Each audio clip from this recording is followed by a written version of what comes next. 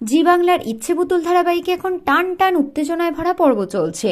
ময়ূরীকে বাঁচানোর জন্যই জন্ম হয়েছিল মেঘের।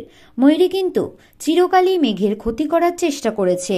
এবার সে মেঘের সামাজিক সম্মানহানি করার চেষ্টা করে। সে জিষ্ণুর সঙ্গে মেঘের নাম জড়িয়ে মেঘকে নেশাখোর প্রমাণ করে। প্রতিটা খবরের কাগজে রসালো করে ছাপায় মেঘের কথা। চরিত্রহীন তকমা থেকে মুক্তি পেতে রোজ রোজ অপমান সহ্য করতে না পেরে ঘুমের ওষুধ খেয়ে ব্লেড দিয়ে হাতে শিরা কেটে আত্মঘাতী হওয়ার চেষ্টা করে মেঘ। হাসপাতালে এখন জীবন মৃত্যুর সঙ্গে লড়াই করছে মেঘ। চিকিৎসায় সাড়া দিচ্ছে না মেঘ, কারণ বাঁচার ইচ্ছা হারিয়েছে সে। তার অবস্থা ভালো নয়, মেঘের অবস্থার অবনতি হচ্ছে। তবে কি এই ধারাবাহিকে এবার মেঘের মৃত্যু দেখানো হবে?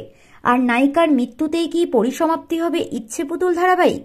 যদিও এর আগে অনেক সময় নায়ক নায়িকার মৃত্যু দিয়ে শেষ হয়েছে ধারাবাহিক, আর তাই গুঞ্জন আরও জোরালো হচ্ছে। তো বন্ধুরা, বিনোদন জগতের এরকমই নতুন আপডেট পেতে আমাদের চ্যানেল টলিটাউনকে সাবস্ক্রাইব করে পাশে থাকা বেল আইকনে ক্লিক করতে ভুলবেন না।